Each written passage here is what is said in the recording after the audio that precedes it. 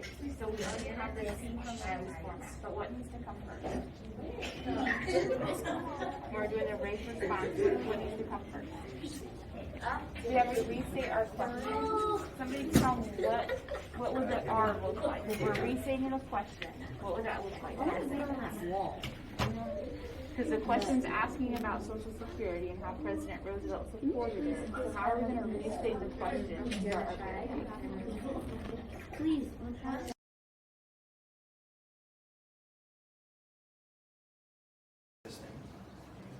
How we cut it? First thing we do is cut it, right?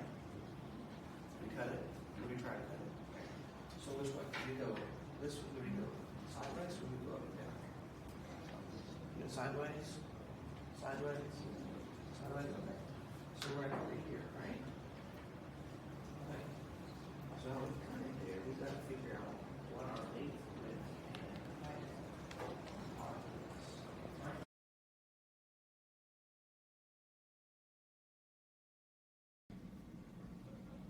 typically pull small groups a couple times a week, and I base my small groups on maybe specific mistakes that have happened in the work or different answers, how those were decided, and so that way I get a chance to work specifically with those mistakes with each small group.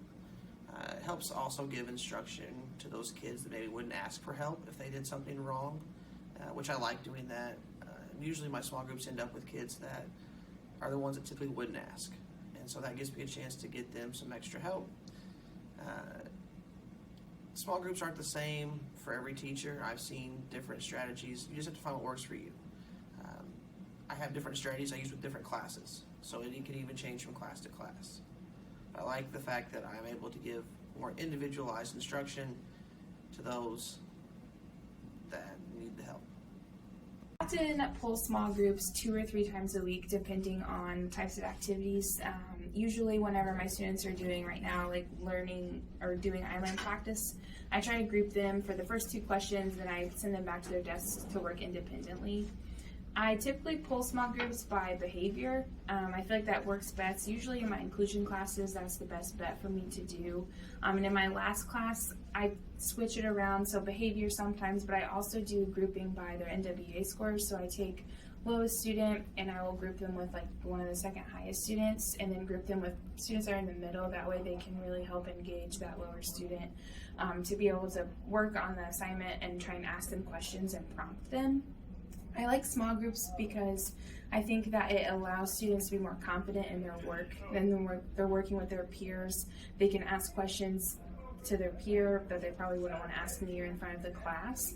And I think that it gets them working with one another so that they can be more engaged in the classroom whenever they're separated because they understand content better. And I think advice that I would give for small grouping is to just implement it in small ways. So one of my biggest things when I do small groups is I'll just put big groups like in the 4 corners of the room, and then throughout the week, the next time we do small groups, I'll have them do like 3 partners instead of 5. That way they're more comfortable with one another. And I think that's just my biggest advice. And my biggest takeaway has been that their interactions with one another are better in the classroom and they have more respect for each other.